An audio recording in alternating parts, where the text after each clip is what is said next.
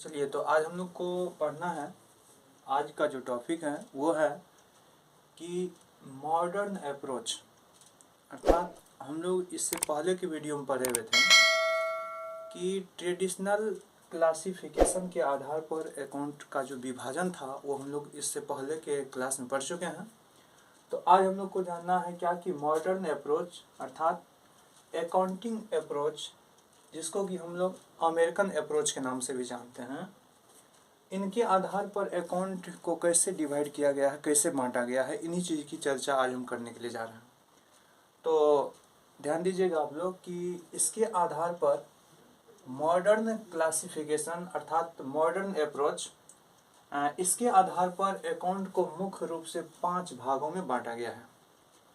अर्थात modern classification जो है, जो कि अमेरिकन अप्रोच के आधार पर हम लोग जानते हैं कि अकाउंट को मुख्य रूप से 5 भागों में बांटा गया है, जिसमें से पहला है एसेट्स अकाउंट, संपत्ति खाते, दूसरा है लायबिलिटीज अकाउंट, दायित्व खाते, और तीसरा है कैपिटल अकाउंट, पूंजी खाते, और चौथा है एक्सपेंसेज और लॉसेस अकाउंट, व्यय एवं हानि खाते, पांचवा है इनकम और रिवेन्यू अकाउंट, आय या आगम खाते। अर्थात हम लोग जान चुके हैं कि जिस प्रकार कल हम लोग पढ़े थे इससे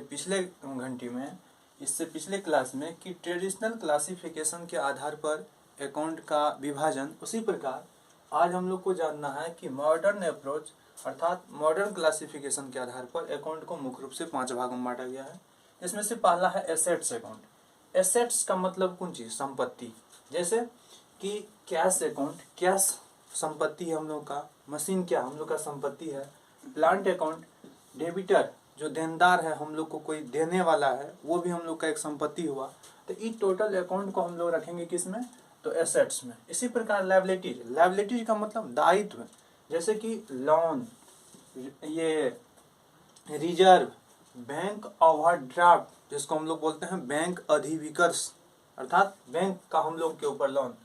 कैपिटल अकाउंट, कैपिटल मतलब पूंजी, और पूंजी अकाउंट में क्या सब आ रहा है? इसमें कैपिटल में कौन कौन सा अकाउंट आ रहा है? तो ड्रॉविंग, बिजनेस प्रॉफिट, उसके बाद करेंट अकाउंट, ये सारा अकाउंट को हम लोग किस में रखते हैं?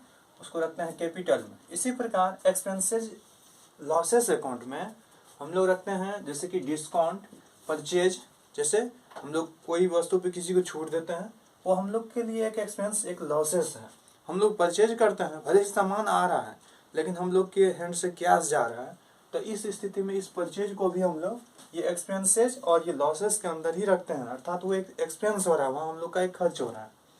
इसी प्रकार इनकम और रिवेन्यू अर्थात आय और आगम खाते, जैसे इंटरेस्ट, रिसीव्ड अकाउंट। इंटरेस्ट अगर हम लोग को रिसीव हुआ है तो हम लोग के लिए क्या है? इनकम है। इसी प्रकार सेल्स करते हैं, भले ही हम लोग का संपत्ति जा रहा है और उसके बदले में क्या आ रहा है, लेकिन वो एक रिवेन्यू है, वो एक आगम है।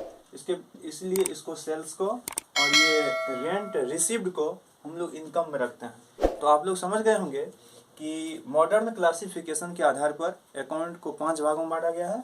एसेट्स, लायबिलिटीज, कैपिटल, एक्सपेंसेज और लॉसेस अकाउंट, और पांचवा है क्या? इनकम और रिवेन्यू अकाउंट। हम लोग जो पिछले ये क्लास में पढ़े हुए थे और आज जो हम लोग पढ़े, उसमें थोड़ा सा हम लोग तुलना कर लेते हैं कि ट्रेडिशनल क्लासिफिकेशन के आधार पर हम लोगों ने पढ़ा था कि अकाउंट को हम लोग 2 भागों में बांटे थे, पर्सनल और इम्पर्सनल। उसके बाद पर्सनल को हम लोग 3 भागों में बांटे हैं, ये natural personal account, artificial personal account और रिप्रेजेंटेटिव पर्सनल अकाउंट, जिसकी चर्चा हम पिछले वीडियो में किए हुए हैं।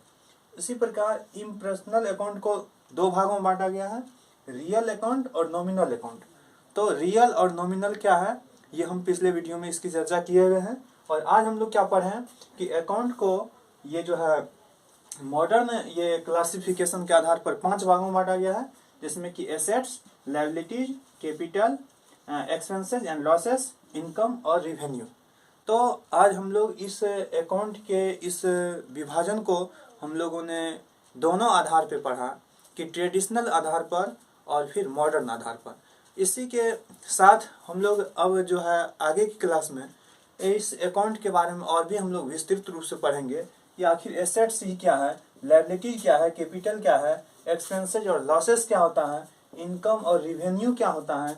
इसी प्रकार ये मतलब ये natural, personal, artificial, representative, real और नॉमिनल हर अकाउंट की हम लोग चर्चा करेंगे और बारी बारी से हम लोग हर एक पॉइंट को समझेंगे। तो आज के वीडियो में इतना ही, और आज आप लोगों ने समझ चुका है अकाउंट के ये विभाजन को।